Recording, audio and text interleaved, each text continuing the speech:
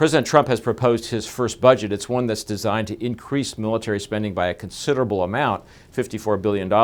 while paying for that by making some fairly deep cuts in domestic programs. As a statement of the administration's priorities, it's a pretty good indication of where those priorities lie, but as an actual blueprint for what's going to happen at the end of the day, it's not very realistic. This is in part because it proposes deep cuts, in some cases actual elimination of programs that have proven over time to have considerable political support in both parties. For example, the budget envisions eliminating the Corporation for Public Broadcasting, the Legal Services Corporation, the National Endowment of the Arts, and the National Endowment for the Humanities. These have long been on Republican target lists for budget cuts, but in the end, there is political support in both parties for these, and attempting to cut, for example, the Corporation for Public Broadcasting down to zero is something that has in the past aroused a lot of political opposition. So these are the kinds of things I think the administration is sending up, probably not really expecting them to go through, but as a way of illustrating, hey, we have been willing to make the sacrifices on popular programs to pay for our defense spending.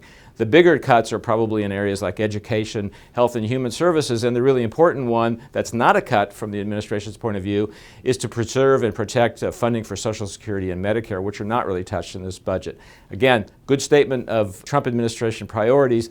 but some of these programs that are proposed either to be left alone or to be cut entirely are not going to emerge that way at the end of the day.